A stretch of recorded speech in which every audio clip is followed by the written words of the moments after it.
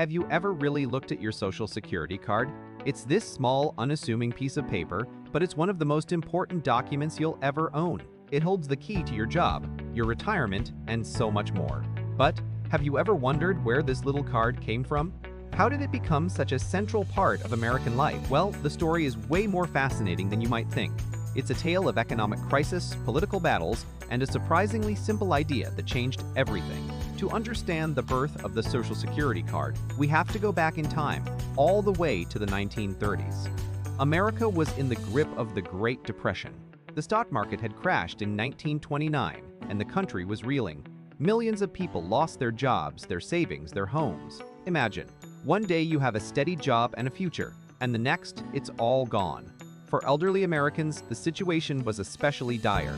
Many had worked their whole lives, only to find themselves with nothing to fall back on. They were too old to find new work, and their life savings had vanished. The traditional safety net of family support was stretched to its breaking point. This widespread hardship created a massive political problem. People were desperate, and they were demanding action from the government. President Franklin D. Roosevelt, who took office in 1933, knew he had to do something big. This led to his ambitious program called the New Deal, a series of reforms and projects designed to pull the country out of the Depression. One of the cornerstones of the New Deal was the Social Security Act of 1935. The idea behind it was revolutionary for its time. It was a government-administered social insurance program. The concept was simple. While you're working, you and your employer contribute a small amount of your income into a trust fund. Then, when you retire, you get a monthly payment from that fund to help you live. It was meant to be a safety net, a promise that after a lifetime of hard work, you wouldn't be left with nothing. But here's where the practical challenges began. To make this system work, the government needed a way to keep track of every single person's earnings over their entire lifetime. Think about that for a second.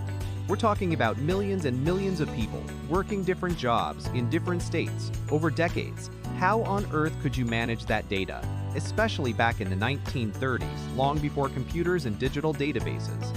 They needed a unique identifier for every worker. Some people suggested using fingerprints, but that felt too much like a system for tracking criminals. It was seen as intrusive and carried a negative stigma. The solution they landed on was a numbering system. Each worker would be assigned a unique 9-digit number. This number would be their permanent link to their Social Security account. And so, the Social Security number, or SSN, was born. The structure of the number itself was carefully designed. The first 3 digits represented the area number, indicating the state where the card was issued. The next 2 digits were the group number, which helped to organize the files. And the last 4 digits were the serial number, assigned sequentially within each group. This system made it possible to manually file and retrieve millions of records. It was an incredible feat of organization for its time. The first Social Security cards were issued in November 1936. Can you imagine the scene? Post offices across the country were flooded with applications. In the first few months alone, over 30 million people signed up. The original cards were made of simple cardboard, not much different from the ones we have today. And they carried a stern warning at the bottom. For social security purposes, not for my identification. That last part is really important and kind of ironic, isn't it? The creators of the Social Security system were adamant that the SSN should only be used for its intended purpose, tracking earnings for Social Security benefits. They were worried about privacy and the potential for the government to create a national identification system that could be used to monitor citizens. They went to great lengths to reassure the public that this number would not become a de facto national ID. Well, we all know how that turned out. Fast forward a few decades. As the American economy grew and society became more complex, the need for a simple, universal identifier became more and more apparent. Other government agencies started to see the convenience of the SSN. In 1961, the Civil Service Commission began using it for federal employees. A year later, the IRS adopted it as the primary taxpayer identification number. This was a huge turning point. Suddenly, your Social Security number was linked not just to your retirement, but to your taxes. The real game changer, though, came with the rise of the digital age. As computers became more common in the 70s and 80s, businesses and organizations needed an efficient way to manage their data. What better unique identifier to use than the one almost every American already had? Banks started asking for it to open accounts. Hospitals used it to track patient records. Credit reporting agencies used it to build your credit history. State DMVs began putting it on driver's licenses. the Social Security card and the number on it had morphed from a simple accounting tool for a single government program into the universal key to modern American life. That warning on the bottom of the card, "Not for identification," became one of the great ironies of US history. The very thing its creators feared had come to pass, not through a government mandate, but through a slow, creeping process of convenience. Of course, this widespread use came with a dark side. As the SSN became more valuable, it also became a prime target for criminals.